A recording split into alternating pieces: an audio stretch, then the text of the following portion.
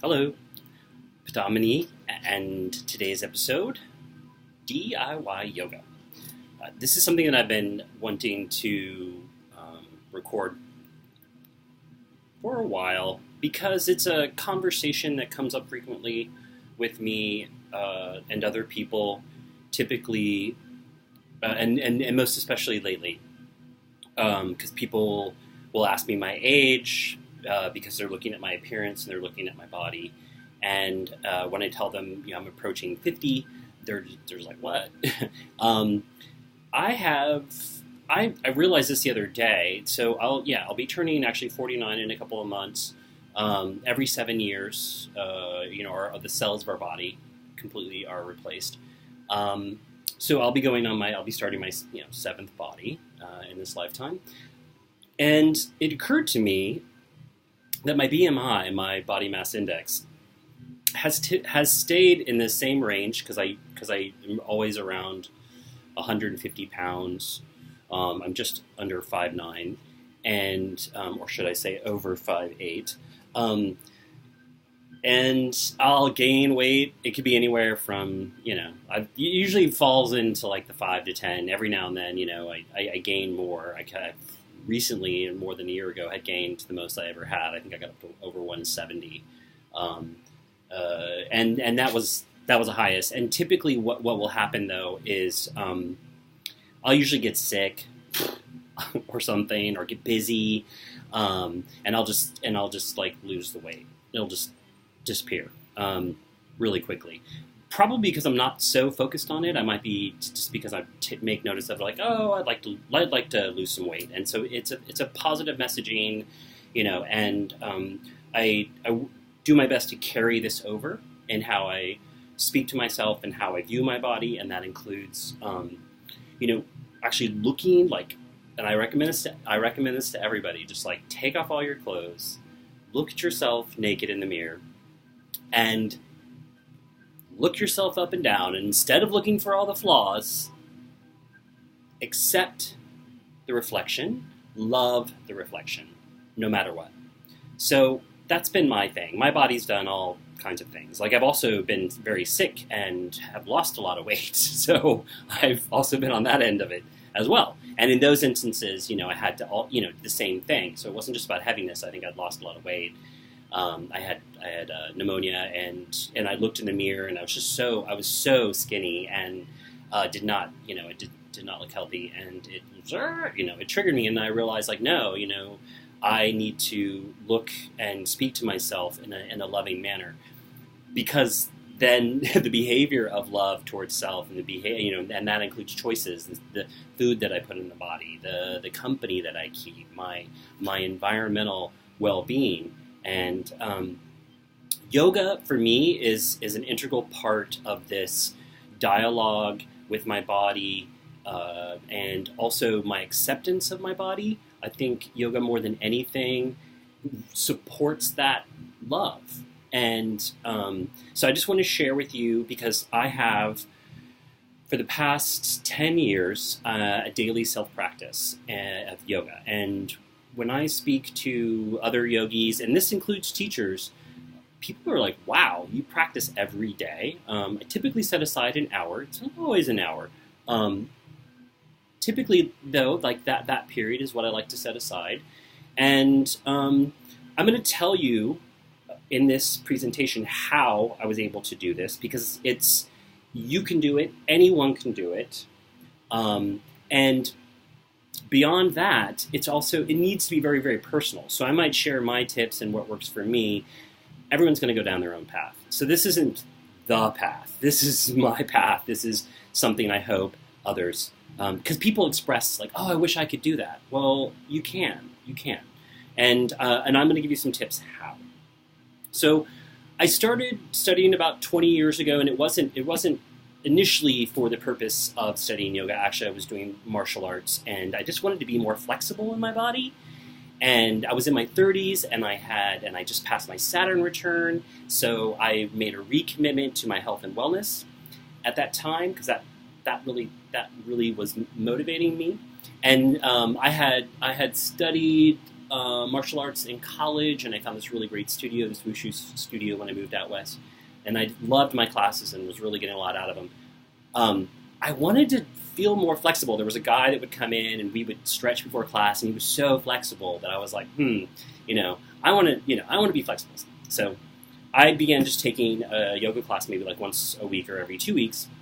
And then I just was really, really loving it. And one of the teachers who I made a nice connection with, it was a drop-in class, and I approached her, and I told her, I was like, I'm having such a wonderful experience, and with taking these classes, and I would really like to go more in depth in my studies. I really want to study yoga. Like, what do you recommend?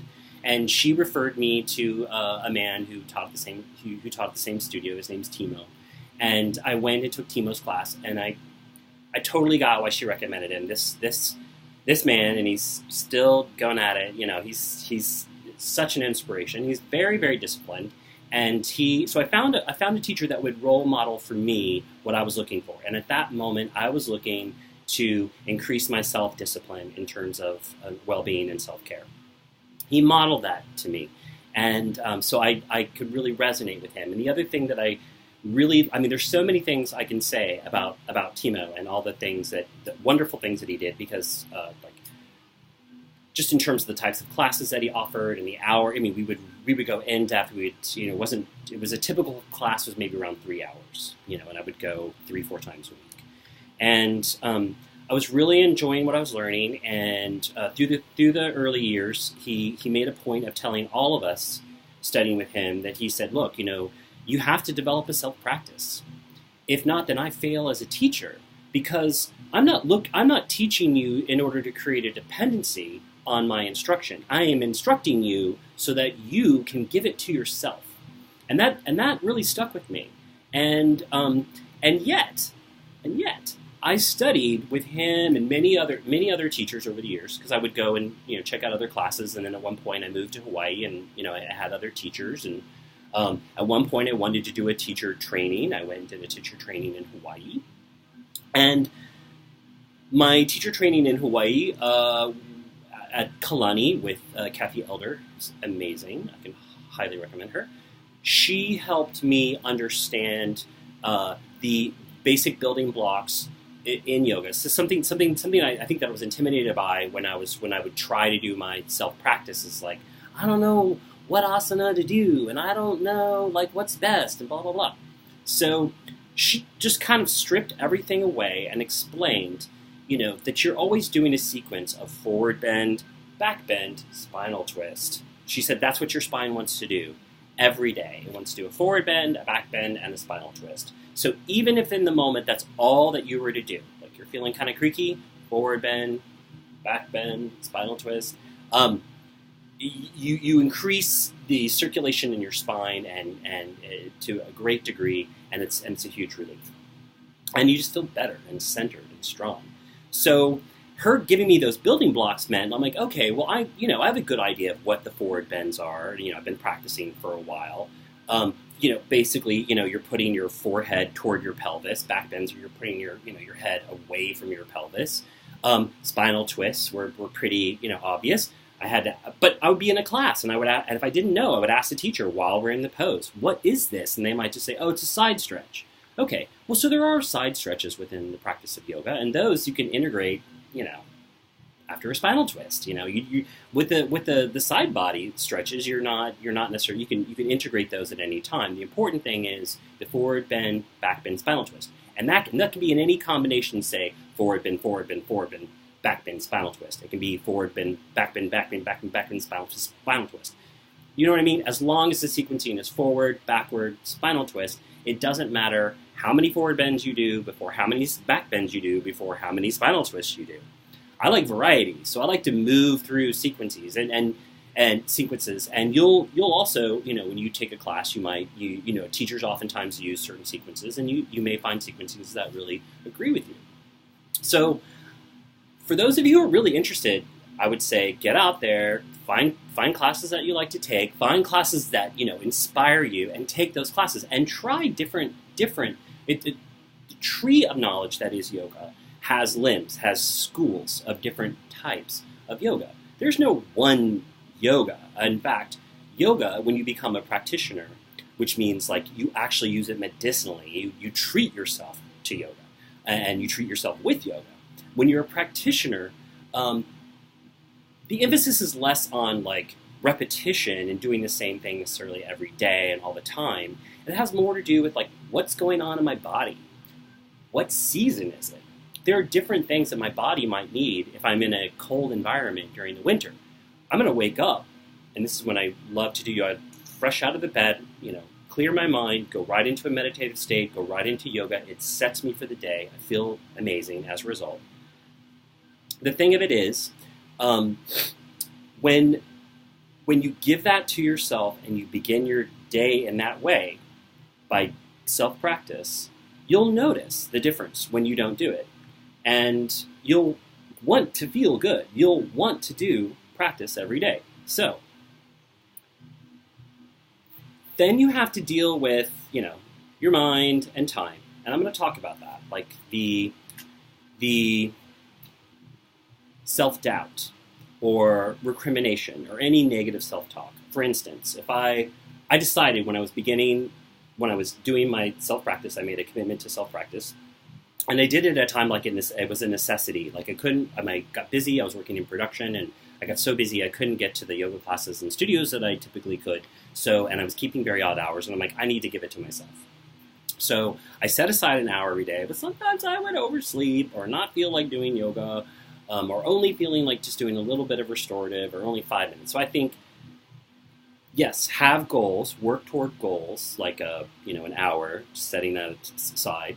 However, I'm not going to beat myself up if I wake up a little late and I have 20 minutes. I'll still give myself that 20 minutes, and I'll value that 20 minutes. But let's say I wake up so late, I couldn't even, don't have time. I'm running out the door. I am not going to beat myself up at all for missing that day. It does not help.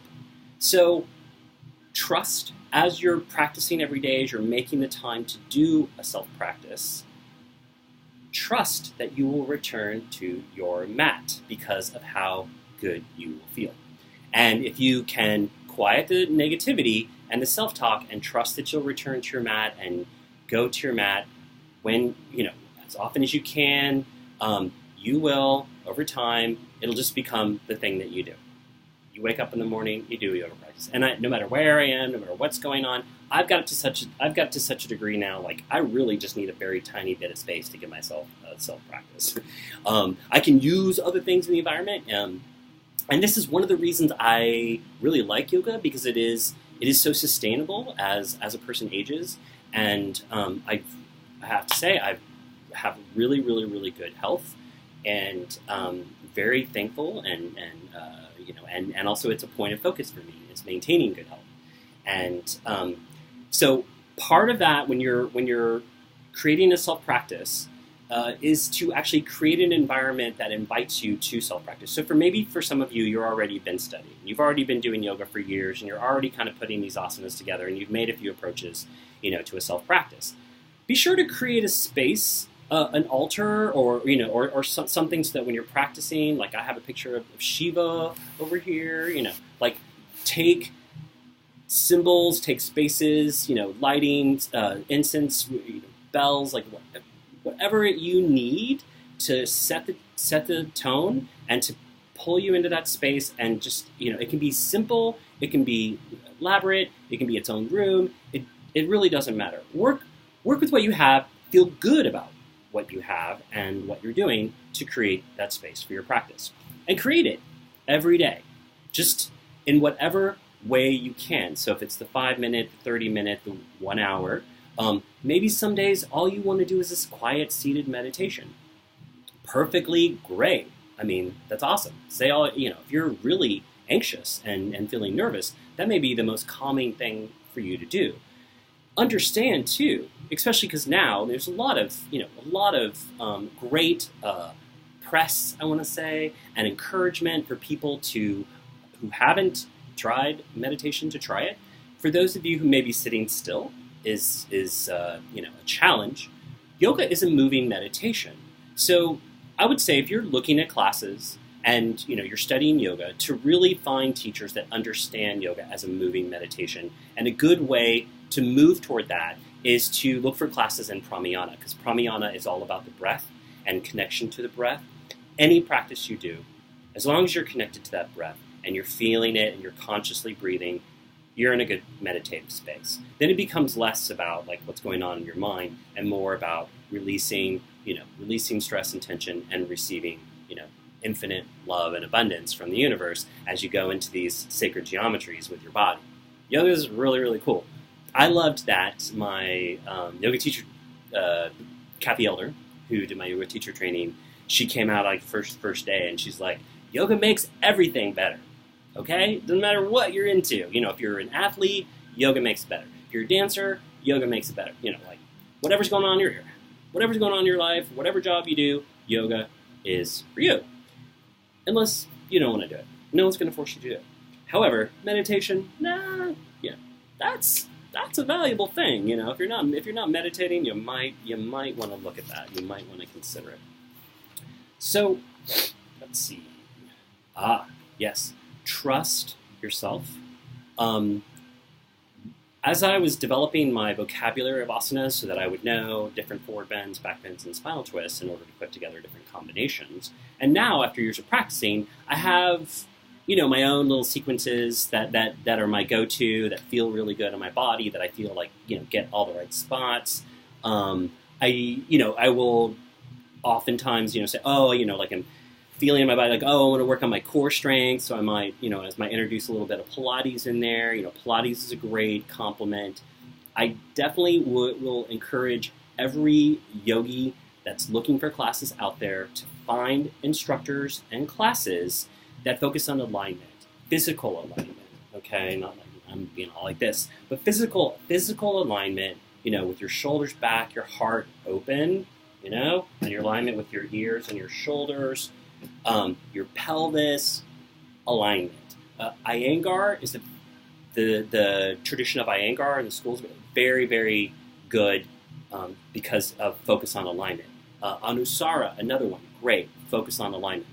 I cannot stress enough how important it is to learn alignment, because you can be doing all kinds of things, but if you're not really feeling into your body and finding those places, because when you're in proper alignment in yoga and in life, everything flows perfectly. In fact, one instructor, she said, you should be able to get into a pose, and once you have achieved perfect alignment, you should be able to hold that pose for 3 hours. Now, I've not tried to hold a yoga pose for 3 hours. However, I get what she's talking about, because when you feel alignment, you feel things come into place, the energy is just running, and it's delicious. So definitely look for teachers that teach alignment.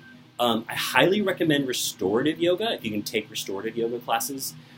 These are things that will augment your practice. Restorative is so key, because restorative is really about yoga doing you. It's not about doing yoga. Restorative yoga is about finding the most comfortable way to be with your body to allow the greatest amount of release. So you're constantly moving to what's more comfortable, easy, easy, easy.